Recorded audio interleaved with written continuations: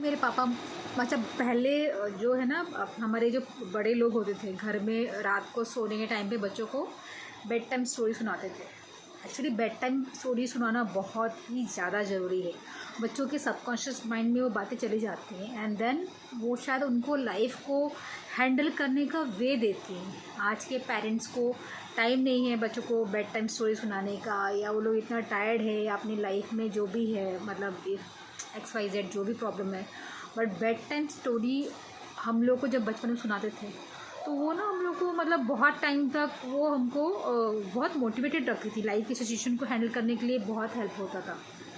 तो एक स्टोरी मुझे अभी भी याद है जब वो राजा हरिश्चंद्र जी की स्टोरी सुनाते थे, जिसमें एक टाइम पे वो लोग अलग हो जाते हैं एंड देन उनके बेटे की डेथ हो जाती है सांप काटने से। एंड राजा हरिश्चंद्र जी वहाँ पे काम कर रहे होते हैं जहाँ पे डेड बॉडीज़ को जलाते हैं।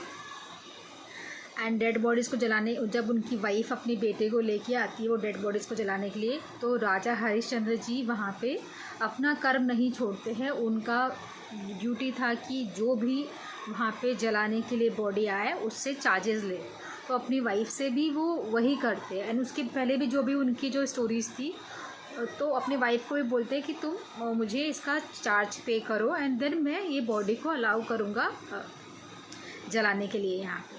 एंड देन उनकी वाइफ जो है अपना साड़ी का एक पार्ट फाड़ती हैं और उनको देती हैं एंड फिर भगवान प्रकट होते हैं एंड देन वो बच्चे को ज़िंदा कर देते हैं।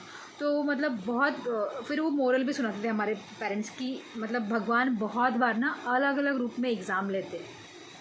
मतलब कौन से रूप में आके ले लेंगे एग्ज़ाम आपको पता नहीं चलेगा। कभी आपको लगेगा सब ख़त्म हो रहा है एंड ख़त्म होने के लास्ट स्टेज पे आपको कब आपके लाइफ में वो संजीवनी बूटी आ जाएगी एंड वो कब आपके लाइफ में चमत्कार हो जाएगा, वो यू नेवर नो। तो वो मोरल एक बचपन में मेरे पेरेंट्स ने ही सिखाया था कि लास्ट मोमेंट तक कभी भी ना हार नहीं मानना चाहिए, कुछ भी हो जाए। मतलब जिस टाइम पे जो सही लग रहा है ना वो करो। वो राजा हरिश्चंद्र जी या पहले की जो भी हमारे जो कहानियाँ होती थी वो इतना मोटिवेट करती है। भगवान किसी भी रूप में आके हमारा एग्ज़ाम लेता है। कभी कभी लाइफ में भगवान हमको हमारे दोस्तों से अलग कर देता है, पेरेंट्स से अलग कर देता है, माँ बाप से अलग कर देता है, हस्बैंड वाइफ से अलग करता है, बॉयफ्रेंड से गर्लफ्रेंड से अलग कर देता है, क्योंकि भगवान हमारे लिए अच्छा सोचता है। हमारी लाइफ के चैलेंजेस हमारे फ्यूचर को बनाते हैं।